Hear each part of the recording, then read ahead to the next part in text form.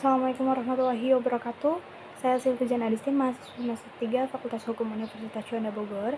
Di sini saya akan mereview mata kuliah Hukum Administrasi Negara pada pertemuan ke-7 tanggal 28 Oktober tahun 2021 yang diampu oleh Dr. Haji Dedi Mulyadi SHMH serta Dr. M. Rendi Aryadayan di SHMH. Lanjutan pertemuan minggu lalu tentang pembatasan kekuasaan melalui hukum administrasi negara. Poin yang C itu penyelenggaraan pemerintahan welfare state. Menurut Miriam Budiarjo, konsep welfare state atau social service state yaitu negara yang pemerintahannya bertanggung jawab penuh untuk memenuhi berbagai kebutuhan dasar sosial dan ekonomi dari setiap warga negara agar mencapai suatu standar hidup yang minimal.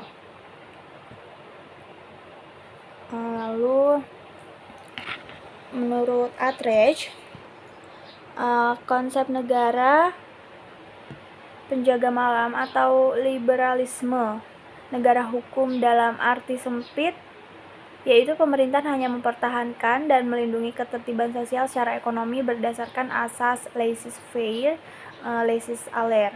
Negara dilarang keras untuk mencampuri perekonomian maupun bidang kehidupan sosial lainnya. Kebanyakan demokrasi kontemporer itu adalah demokrasi liberal, adalah suatu kombinasi dari sistem politik demokrasi dan ideologi politik liberal yang menekankan hak-hak dan nilai-nilai tertentu seperti kepemilikan pribadi, kebebasan negatif, individualisme, dan toleransi.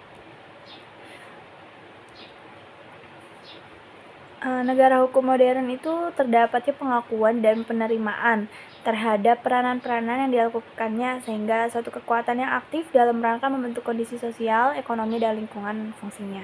Akibat perkembangan peranan dan fungsi administrasi negara yaitu salah satunya ya dengan makin pesatnya pertambahan jumlah personal penyelenggara fungsi publik, maka diasumsikan akan terjadi peningkatan jumlah korban sebagai akibat penekanan rezim pemerintahan. Lalu yang poin D, pembatasan kekuasaan penyelenggaraan pemerintahan. Argumentasi teoritis maupun praktis yang menegaskan suatu kekuasaan cenderung diselewengkan apalagi jika kekuasaan itu sedemikian luas dimiliki. Maka sudah tentu dibutuhkan upaya pembatasan terhadapnya. Pembatasan dalam arti luas menurut John Locke itu kekuasaan yang terdapat dalam negara dibagi 3, diantaranya ada kekuasaan legislatif, eksekutif, dan kekuasaan federatif, yakni kekuasaan yang tidak termasuk kedua kekuasaan di atas. Kalau menurut Montesquieu itu pemisahan murni meliputi ada kekuasaan legislatif, eksekutif, dan yudikatif. Sedangkan menurut Van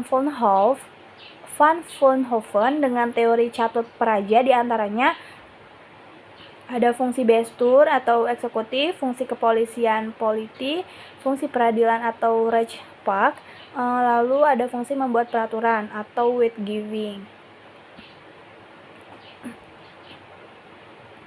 Kalau Roy itu asas pemerintahan yang baik meliputi ada asas kepastian hukum, keseimbangan, kesamaan dalam mengambil keputusan, lalu ada asas bertindak cermat.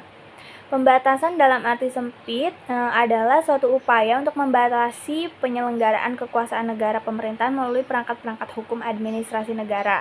Pelaksanaan pembatasan dalam arti sempit ini pada dasarnya dapat dirinci menjadi 2 bagian, yakni ada tindakan secara intern, lalu ada tindakan secara ekstern. Kalau secara intern itu merupakan pembatasan kekuasaan yang dilakukan melalui sistem pengawasan terhadap pelaksanaan tugas dan fungsi administrasi negara. Sedangkan kalau pengawasan internal itu melalui membandingkan apa yang dijalankan, dilaksanakan atau diselenggarakan dengan apa yang dikehendaki, direncanakan lalu diperintah. Ada ruang lingkup dan sifat pengawasan itu dapat bersifat ada politik, yuridis, ekonomi, susila, dan moralitas. Lalu pengawas internal adalah Inspektorat Jenderal atau Irjen. Kalau pengawas secara ekstern itu adalah BPK, Badan Pemeriksa Keuangan. Baik, segitu saja yang dapat saya review. Kurang lebihnya mohon maaf. Wassalamualaikum warahmatullahi wabarakatuh.